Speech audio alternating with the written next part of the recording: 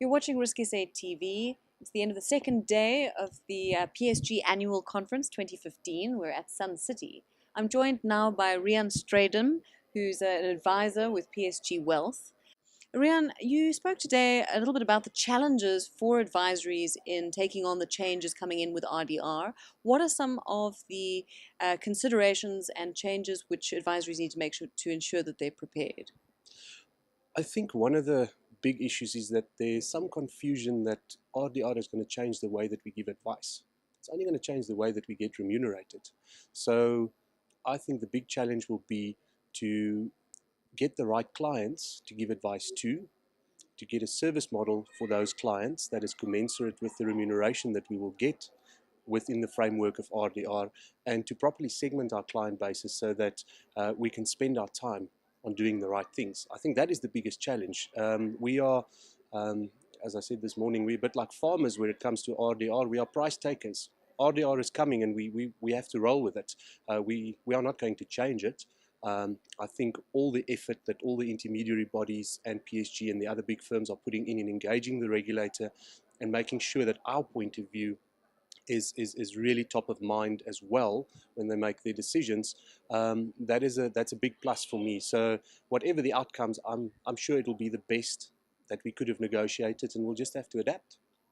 On the topic of segmenting the market, the change in remuneration is going to make it harder and harder to service the bottom end of the market.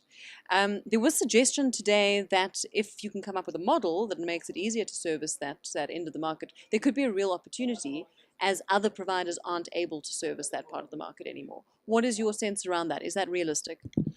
I think it absolutely is. Look, their size does matter. If you are big enough, you would be able to put the infrastructure in place to properly service the bottom end of the market. I think one of the unfortunate unintended consequences of RDR could potentially be that the lower end of the market will end up being unserviced. And those are the people that need financial advice and service the most. With the current remuneration structure where there's big cross-subsidization, we can service those clients in a way that is adequate and basically steal from the rich to give to the poor.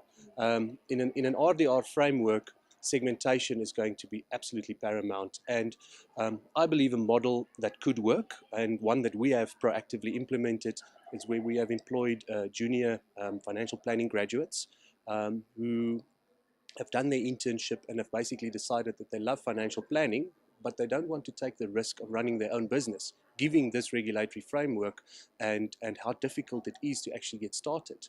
And we have employed them on a permanent salaried basis with incentives to service the lower end of the market, to free up the senior planners to look after the bigger clients. And it proved to be very, very successful because the old 80-20 principle, if I can spend all my time on the 20% of clients that give me 80% of the income, that just makes for a much more successful practice. So it becomes a learnership opportunity for them and a business opportunity for you. So on the topic of learnerships, there was talk today about barriers to entry to getting into the industry for young advisors, for new advisors. As someone who's been successful in the advisory space, you mentioned that often for new advisors, they can be their own biggest enemy. What's your advice to people starting out? I think be patient. That's the biggest single piece of advice I can give you. You will not be an overnight success. It takes hard work. It takes a lot of dedication. It takes long hours to build a profitable client base. So even now with the changes in remuneration, it is going to be even more difficult. You will have to stick it out in an established practice. You will have to put in the hours. You will have to make yourself basically indispensable. And if you do that, there's always a future for you. A lot of advisors get despondent. They struggle. The income is not necessarily there where they thought it was going to be, and they give up. Our industry is not for everybody, but I believe with patience and hard work and dedication and picking the right team around you and attaching yourself to that team, you will make a success of it. Brilliant. Thank you very much.